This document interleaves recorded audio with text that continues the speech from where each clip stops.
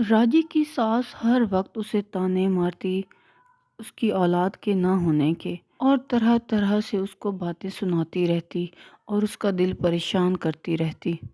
دیکھ بیٹا، کھانے میں نہ کوئی ذائقہ ہے نہ سواد، ایسی بانجھ عورت سے جان چھڑا کیوں نہیں لیتا ہے؟ اسے طلاق دے دے اور نئی شادی کر لے۔ ایسی باتیں سن کر اس کا شوہر اسے مارنے پیٹنے لگتا اور اس پر بہت ظلم کرتا۔ آخر ایک دن جب اس کا شوہر گھر پہ نہیں تھا تو ساس نے بہو کو دھکے دے کر گھر سے باہر نکال دیا۔ وہ بیچاری ہاتھ جوڑ کر بنتی کرتی رہی کہ مجھے گھر سے باہر مت نکالیں، میرا اس دنیا میں کوئی نہیں، لیکن اس ظالم ساس نے سب لوگوں کے سامنے اسے گھر سے نکال دیا۔ جی بیچاری کئی دن تک ایک ندی کے کنارے بھوکی پیاسی بیٹھی رہی اور آخر ایک دن رو دھو کر اس کی جان نکل گئی۔ اے خدا، میری مدد کو کوئی نہیں آیا اور مجھ پر ظلم ہوتا رہا، اب میں کیا کروں گی؟ میرا مر جانا ہی بہتر ہے، میں جی کر کیا کروں گی؟ میرا اس دنیا میں کوئی نہیں۔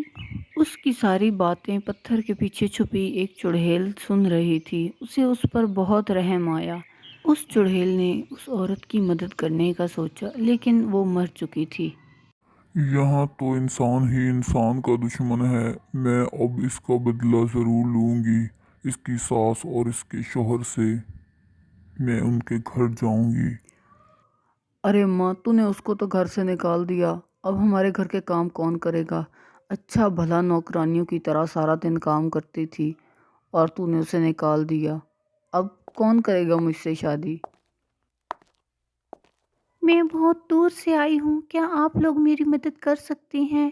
میں بھٹک گئی ہوں، میرے پاس رہنے کے لیے کوئی جگہ نہیں اور نہ ہی کھانے کے لیے کچھ ہے، کیا آپ لوگ میری مدد کر سکتے ہیں؟ ہاں ہاں، کیوں نہیں بٹیا، آ جاؤ بیٹھو، کھاؤ پیو ہمارے ساتھ، تم پریشان مت۔ بڑھیا اور اس کا بیٹا اس خوبصورت عورت کو بہلا پھسلا کر اس سے شادی کے لیے راضی کر لیتے ہیں۔ بس بیٹا، آج سے وہ تیری بیوی ہے، اسے کس کر رکھنا اور گھر کے سارے کام اچھے سے کروانا۔ کچھ دن بعد جب وہ شوہر اپنے کمرے میں اپنی بیوی کے پاس جاتا ہے، اٹھو بھی، یہ تم کیا سارا دن آرام کرتی رہتی ہو؟ اٹھو، اماں کے ساتھ جا کے کام کرواؤ، سارا کام خود کیا کرو، نہیں تو تمہاری ٹانگیں توڑ دوں گا اور تمہاری جان لے لوں گا۔ ہاں، جان لینا تو بہت آسان ہے نا تمہارے لیے، تمہیں ایسا مزہ چکھاؤں گی کہ ہمیشہ یاد رکھو گے۔ تم نے اپنی پہلی بیوی پر جو ظلم کیا وہ سب مجھے پتا ہے، اور اسی لیے میں تمہیں تمہارے کیے کا مزہ چکھانے آئی ہوں۔ خدا کے لیے کچھ مت کرو میرے ساتھ، مجھے غلطی ہو گئی۔ تم کون ہو؟ تم نے مجھے پہلے کیوں نہیں بتایا کہ تم ایک چڑیل ہو؟ تم مجھے اتنے میں چڑیل اس کا گلا کاٹ کر اسے مار دیتی ہے۔ اس کے بعد باری آتی ہے اس کی ساس کی۔ اریو، کہاں مر گئی ہو؟ اتنی دیر ہو گئی ابھی تمہاری آنکھ نہیں کھلی، ناشتہ کس نے بنانا ہے؟ کام چور کہیں کی، تم ابھی جانتی نہیں مجھے، تمہیں پکڑ کے اس گھر سے باہر نکال دوں گی، تمہاری ٹانگیں توڑ دوں گی۔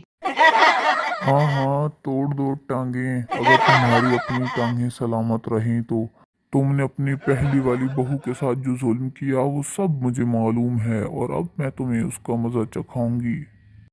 اتنے میں چڑیل اپنی ساس کا بھی گلا کاٹ دیتی ہے اور اسے بھی مار ڈالتی ہے۔